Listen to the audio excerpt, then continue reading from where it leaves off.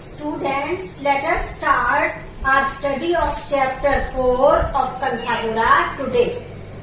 First of all, summary. It was dawn and the carts were coming with goods and passengers to Kanthapura.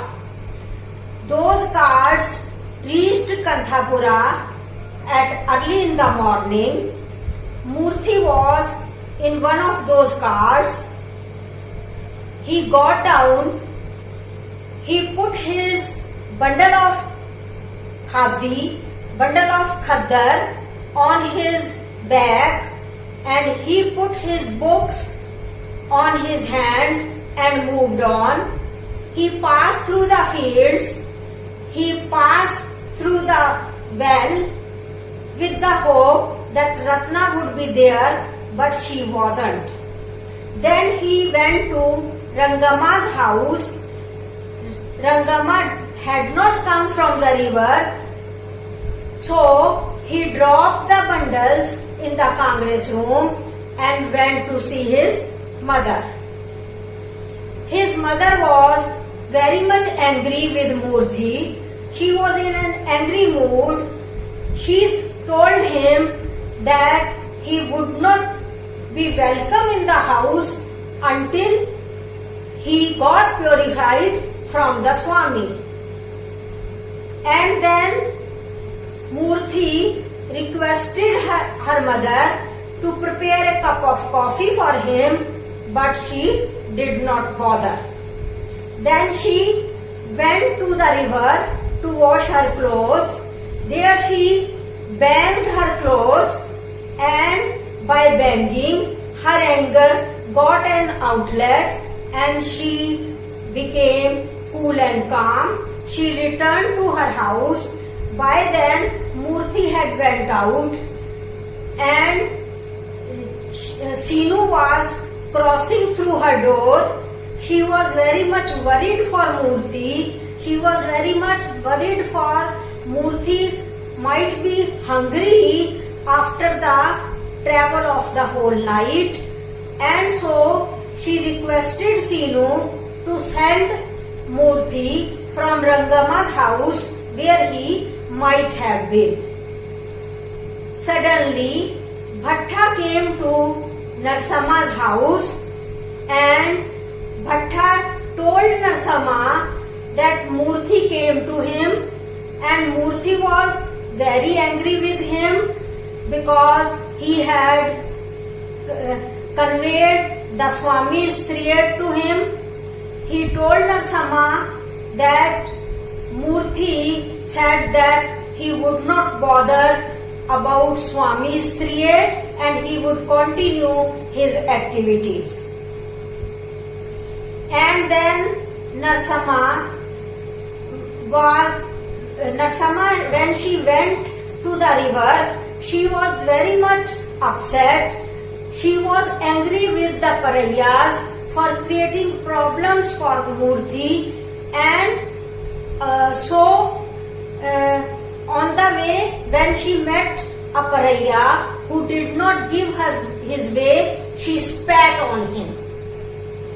And now when Bhatta had told about Murthy's conversation with him, she was upset, and when Murthy came home, he washed his hands and she said to him in a single sentence, "Your food is ready, it is late."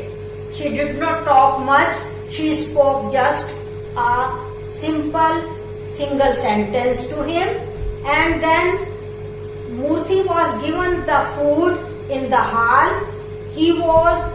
He ate at the threshold of the kitchen, and Narsama ate inside the kitchen.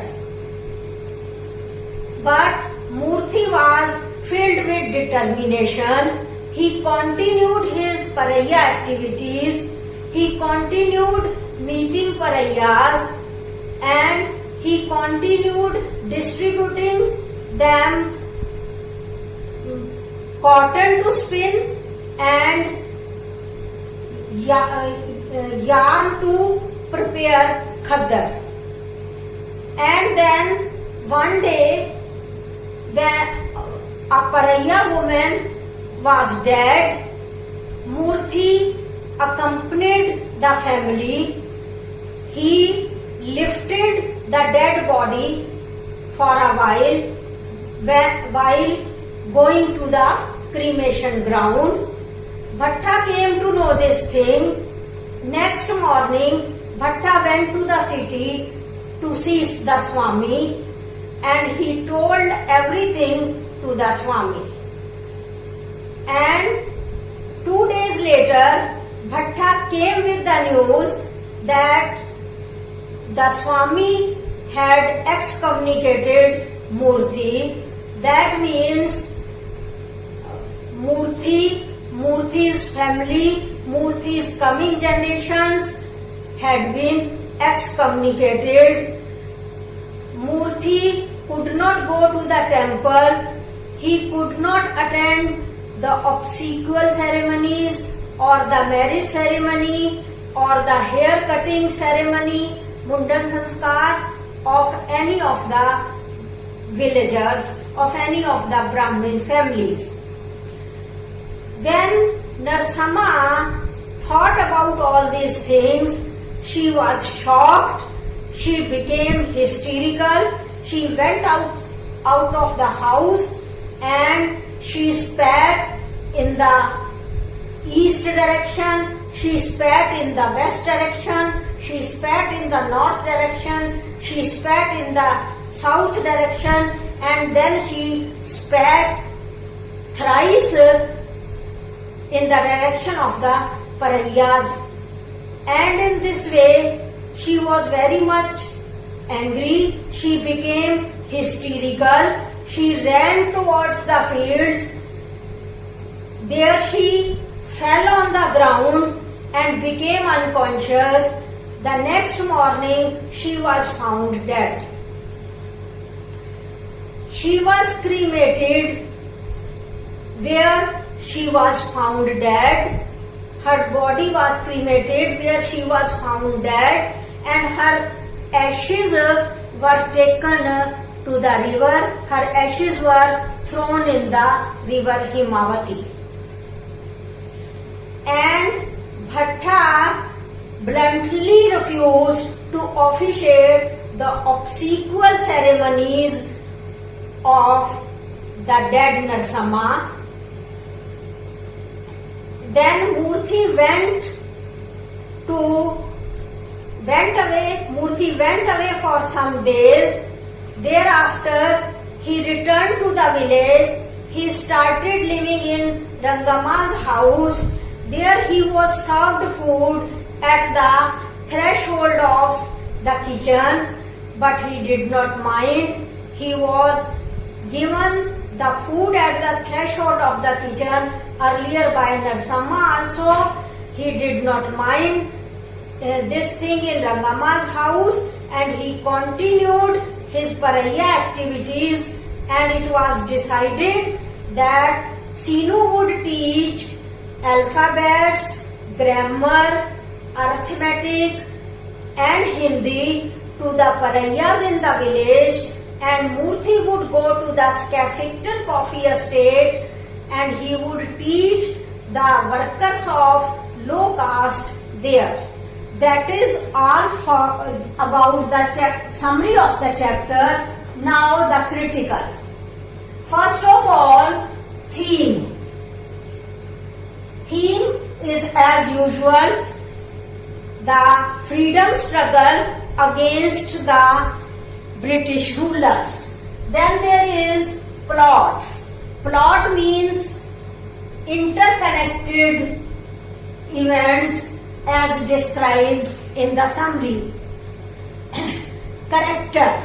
The main character described here is Murthy. Murthy is a Gandhi man. He was a true Gandhi man. He continued his Gandhian mission in this chapter also. Then there is a conflict. conflict between conflict between the Orthodox society and the progressive society. The Orthodox society has been reflected in the thoughts and activities of Narasimha, Bhatta and the Swami. The progressive society has been reflected in Murthy, his thoughts and his activities. Then we have already discussed dialogues. In this chapter there are dialogues. There is a conversation between Narasimha and Bhatta which has been described in dialogue form, and so it becomes a natural narration. The novel becomes conversational in tone and style, and at what place when Narasimha was in an angry mood, she spoke only single sentence, she spoke too little. Then let us have vocabulary. First of all, there is a word dawn. As I have already told you, dawn means early in the morning, prabhat. Then there is the word cremation. Cremation means the burning of the dead body, that is Dah Sanskar, which is a ritual or a tradition in Hindu society. Then there is a word hysterical. Hysterical means when one is affected with uncontrolled emotions, that is उन्माद और पागलपन. जब नरसम्मा को पता लगता है कि मूर्ति, उसकी फैमिली, उसकी कमिंग जनरेशंस को जाति निकाला दे दिया गया है, उनका हुक्का पानी बंद कर दिया गया है, तो नरसम्मा पागलपन से भर गई और घर से बाहर निकल गई. Then is the word unconscious. Unconscious means बेहोश हो जाना. So that is all for the day. Thank you.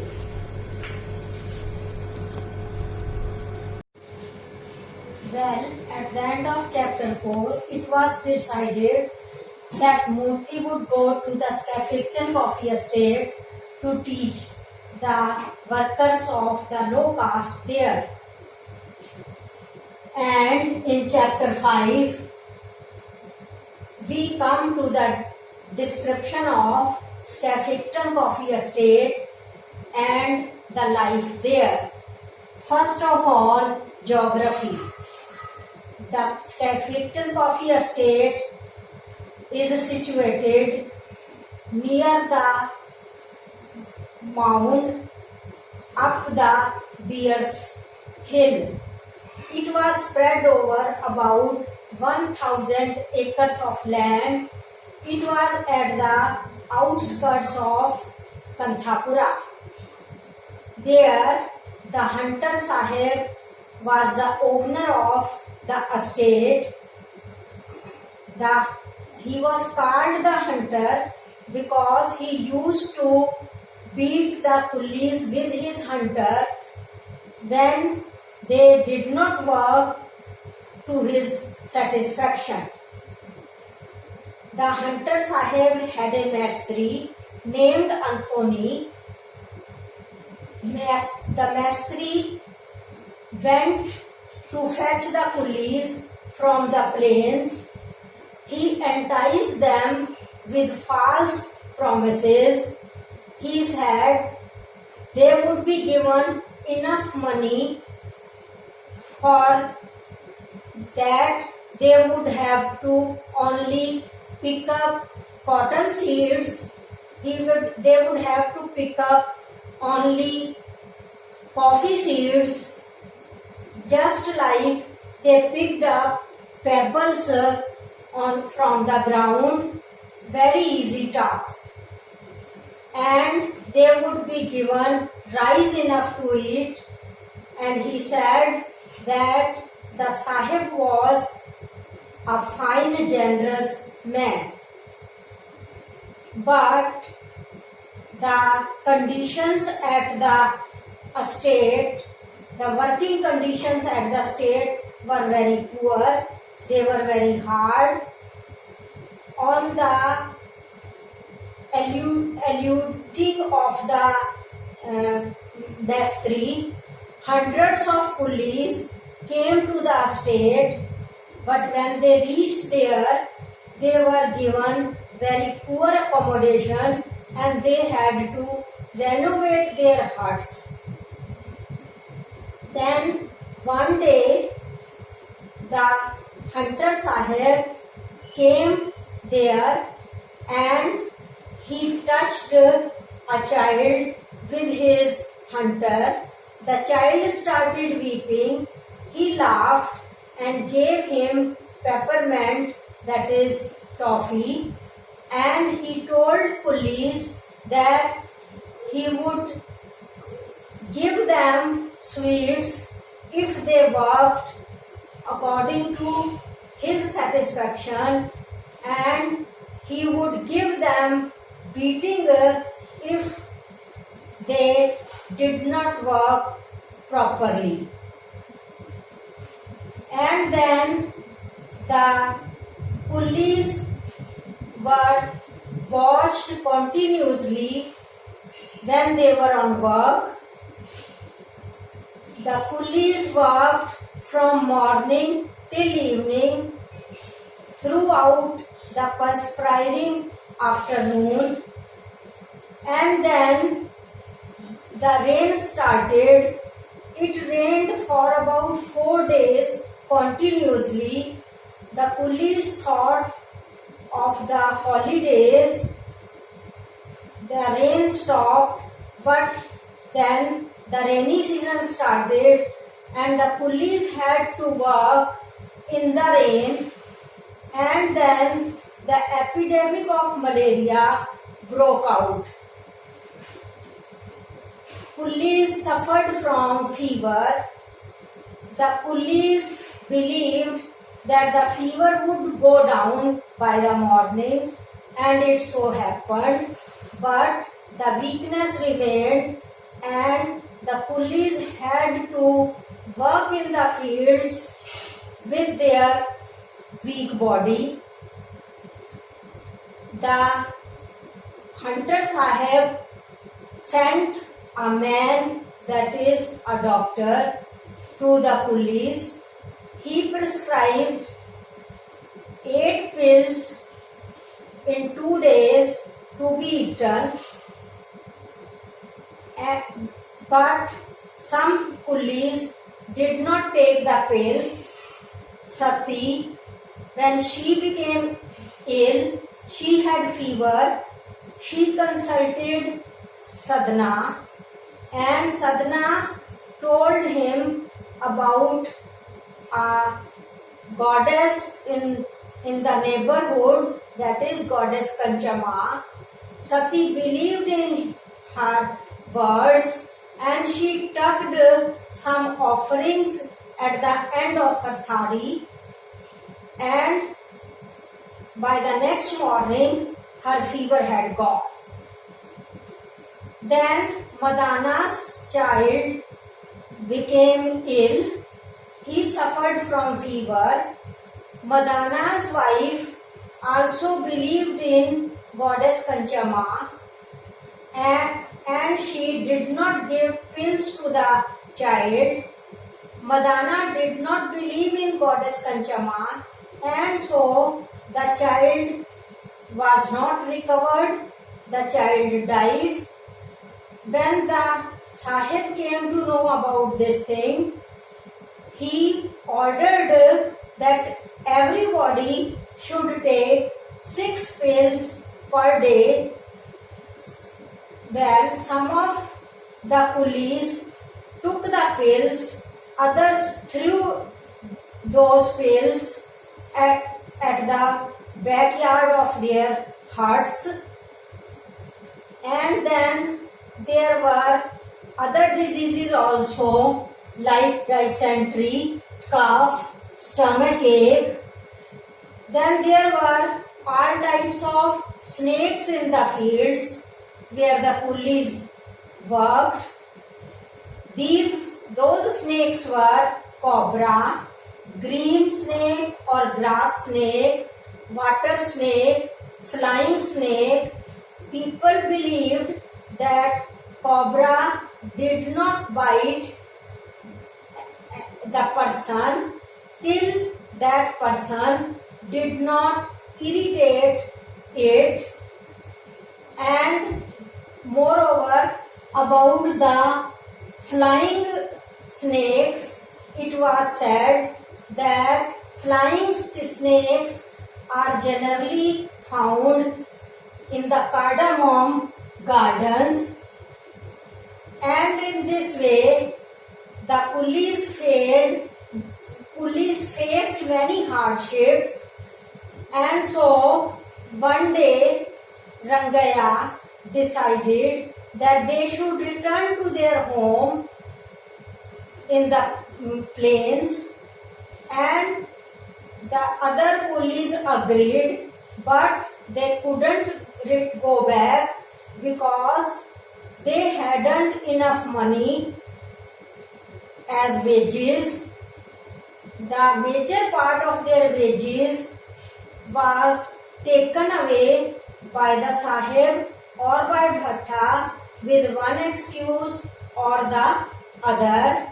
And Sidena said that once a coolie came to the Blue Mountains, that is the Skeffington Coffee Estate, he could not return back to his home. And in this way, coolies had been living and working there for the last 10 years. Births, marriages and deaths were seen by them through that long period of 10 years. And then the old Sahib died. The hunter Sahib became old and he died. The new Sahib, his nephew, took the charge of the estate. The new Sahib was unlike his uncle. He did not beat the coolies, nor did he refuse advance money to them, but he had immoral character. He used to have illicit relations with the worker women. The Mastri enticed the worker women to share the bed with the new Sahib, and the worker women would be paid money for that. But when the working women did not surrender, did not concede to that request, they were tortured. Their husbands or fathers were tortured. One day there was a person who was also a pariah. He was a Brahmin. He was a Brahmin clerk, and his name was Sidena. He was Brahmin clerk, and the Sahib demanded his daughter. He refused. The Sahib shot him dead. The police came and the court case was opened. The Sahib offered money as compensation to the widow and children, but he offered a big money, but then the Red Man's Court forgave the Sahib and then thereafter the Sahib did not even touch a Paraiya girl if she said no. Then we know that the policeman Bade Khan had come to live in the Skeffington Coffee Estate. He was given a quarter there to live in, and the new Sahib was happy with that. That a policeman who was in his favor would live there. On the other hand, on the request of Vasudev and Gangadhar, Murthy came to teach the workers in Skeffington Coffee Estate, and the narrator says with proud, what is a policeman to a Gandhi's man? Does a boar can face a lion, or a jackal an elephant? It is told at page 49 at the end of the chapter. Now, critical. The pitiable conditions of the coolies have been described in this chapter. The readers are being prepared for a revolt by the freedom fighters against the British. Now the vocabulary: hunter. Hunter means a kind of ruler, mota sa danda, which is of short size, and it is polished, and it is used to beat the animals, or here the coolies. Or it might be a long stick. At the end of that stick there is leather stripe, and the animals, especially horses in a tonga, a horse in a tonga is moved by beating with this hunter, and here that hunter word is used in this chapter. Enticed means allured, lubhav dena, lalach dena. Perspiration means पसीना. दोपहर में police को पसीना आता रहता था, पसीना गिरता रहता था, but they had to work in the fields. They had to work on the fields. Illicit relation means unlawful relation, गैर कानूनी संबंध. The illicit means something which is against law or custom. Bore means rich. Policeman बड़े Khan rich की तरह jump लगाता रहता था, लेकिन वो मूर्ति जैसे शेर के सामने कुछ भी नहीं था. जैकल मीन्स सियार. जैकल डरपोक होते हैं, तो ये पुलिसमैन तो एक सियार की तरह था, मूर्ति जैसे हाथी के सामने. Renovate means to rebuild. Huts जो है वो बड़ी बैड कंडीशन में थी. किसी की छत टूटी हुई थी, किसी की साइड्स टूटी हुई थी, किसी का फर्श या फ्लोर ठीक नहीं बना हुआ था. तो police had to renovate their huts. Now let us have a break and let us move back to chapter 4. Yesterday we talked about dialogues in the novel. Dialogues in this novel give a natural touch to the narration, and dialogues are used as conversational thing. Dialogues add conversational tone or style to the novel, and that same example of that is in chapter 4 on page 36. I am reading the dialogues between Bhatta and Narsamma.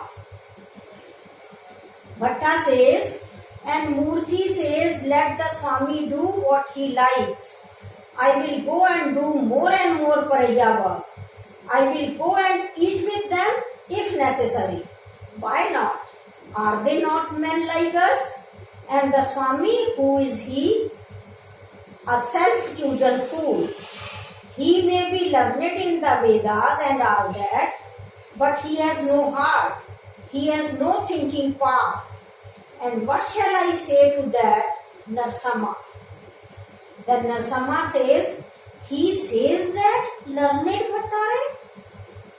Bhatta says, yes, that is what he just told me. I was passing by Rangamma's house after a peep into the temple, and Rangamma says, Murthy is here and he wants to see you, Bhattare. And I go and I see Murthy angry and disrespectful. Oh, these unholy days, Narsamma. I pity you, ... That means आगे और भी sentences हैं, लेकिन सिर्फ relevant sentences यहाँ दिए गए हैं. Then Narsamma says, is there nothing that can be done now, Bhattare? Asked Narsamma, her voice trembling. Nothing, Narsamma. Bhatta says, nothing, Narsamma. If it goes on at this rate, I will have to tell the Swami about it. I do not want our community polluted and the manes of our ancestors insatiate. Never, Narsamma, never. ... Then Narsamma says, but he is so reasonable, Bhattare. I cannot imagine our Murthy saying these things. Rama Rama ... Then Bhatta says, poor Narsamma, you have never been to the city. You cannot even imagine the pollutions that go on there. It was not for nothing that Murthy went to the university. Well, one has to close one's eyes and ears, or else the food will not go down one's throat these days. ... And on page 37, when Murthy returned to the house, Murthy washed his hands and Narsamma spoke a single sentence. She was angry with Murthy, so she was reserved. She was upset, so she could not speak so many sentences. So she said to Murthy, the leaf is laid. Leaf means वो पत्तल जिसके ऊपर भोजन रख के खाया जाता है.